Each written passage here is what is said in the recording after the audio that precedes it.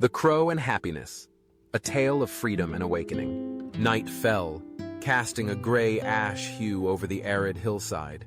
The wind howled through the bare branches, creating eerie whistles like the sighs of the earth. Atop a barren tree branch, a black crow stood motionless. Its cloudy eyes reflected exhaustion, its frail feathers dusted, as though time had settled upon every strand. It had lived here for a long time. Every morning, it woke to sunlight filtering through withered leaves. Every night it stared at the sky, listening to the jeers of people, the clattering of stones hurled from below, and the harsh words filled with disdain. That unlucky crow! Don't let it come near! No one fed it. No one called it with kindness. No one wanted it to exist. Tonight, it didn't cry like usual. No sorrowful cause, just a sigh, light as the wind. It bowed its head, closed its eyes, and silent tears fell, drop by drop, onto the cold earth. Beneath the tree, an old monk sat meditating, his thin frame merging into the shadows. A tear gently landed on his worn brown robe.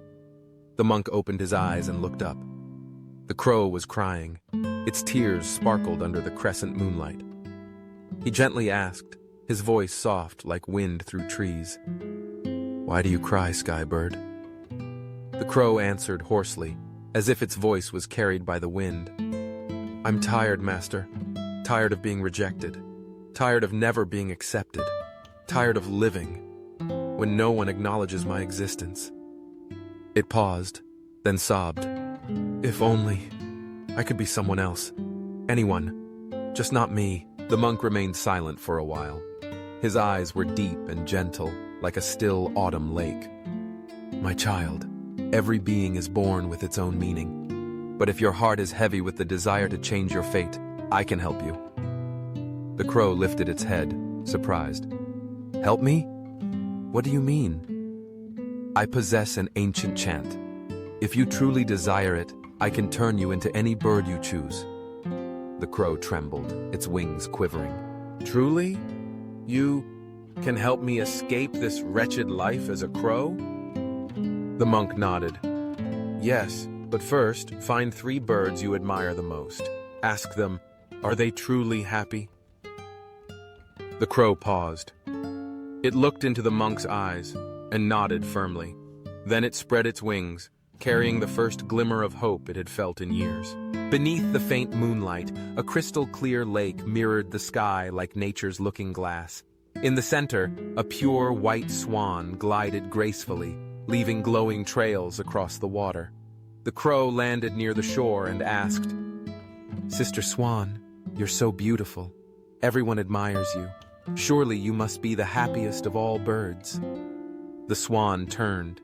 Her eyes shimmered with moonlight but carried a trace of sorrow.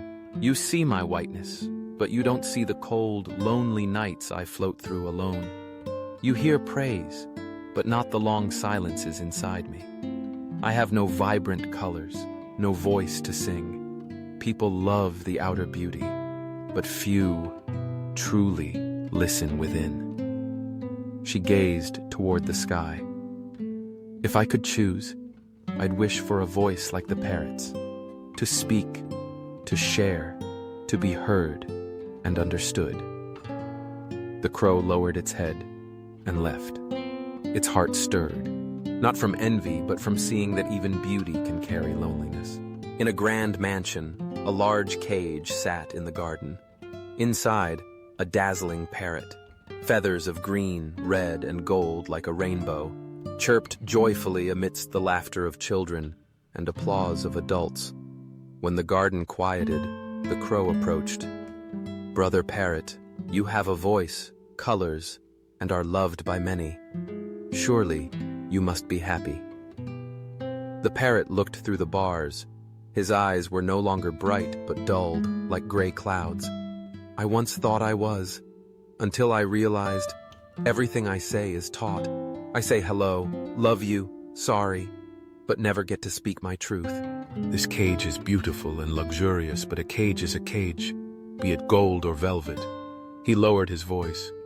"I wish I were like you, to fly where I want, speak when I wish, stay silent when I choose, sing when my heart feels it.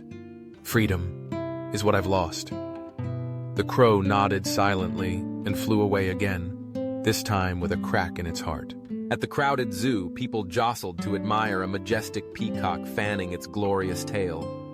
Cheers rang out, cameras flashed. After the visitors left, the peacock folded its feathers and retreated slowly. The crow landed beside it. "Brother Peacock, everyone admires you. Surely you are the happiest bird." The peacock stayed silent, then spoke slowly. "I used to be proud of my feathers, but they've turned me into a display piece. People cage me for photos. They pluck my feathers for decoration. Each feather lost brings silent pain." He looked directly at the crow. "I've observed this whole zoo. You are the only bird not caged, not forced to sing, not cast in a role. You are what I long for, to live as myself, with both beauty and flaws." The crow returned at sunset. It landed before the meditating monk under the tree. "Master, I understand now. I no longer wish to be the swan, the parrot, or the peacock.